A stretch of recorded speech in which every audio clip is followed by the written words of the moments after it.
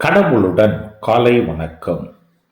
புனித மத்தேயு எழுதிய நற்செய்தி 4ஆம் அதிகாரம் 12 முதல் 17, 23 முதல் 25 இறைவார்த்தைகள்.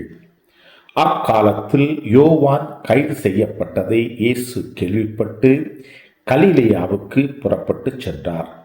அவர் நாசரேத்தை விட்டு அகன்று செபுலோன், நப்தலி ஆகிய இடங்களின் எல்லையில் கடலோரமாய் அமைந்திருந்த கப்பர்நாகமுக்கு சென்று குடியிருந்தார்.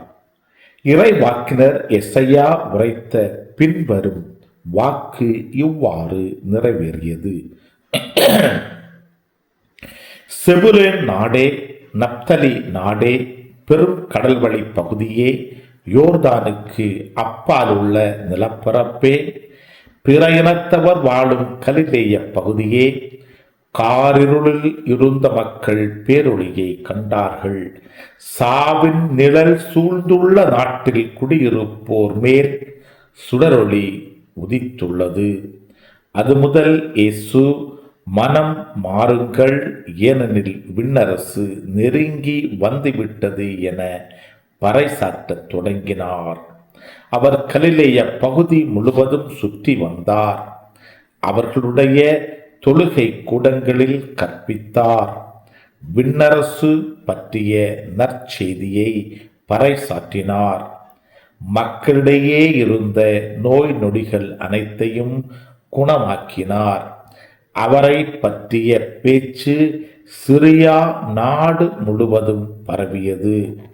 பல்வேறு பிணைகளினாலும் வாதைகளாலும் வருந்திய நோயாளர், பேய் பிடித்தோர், மதி மயங்கியோர், முடக்கு வாதமுற்றோர் ஆகிய அனைவரும் அவரிடம் அழைத்து வரப்பட்டனர். அவர் அவர்களை குணமாக்கினார். ஆகவே கலிலேயா, தெக்கப்போலி, எருசலேம், யூதேயா, யோர்தானுக்கு அக்கறை பகுதி ஆகிய இடங்களிலிருந்து வந்த மக்கள் பெரும்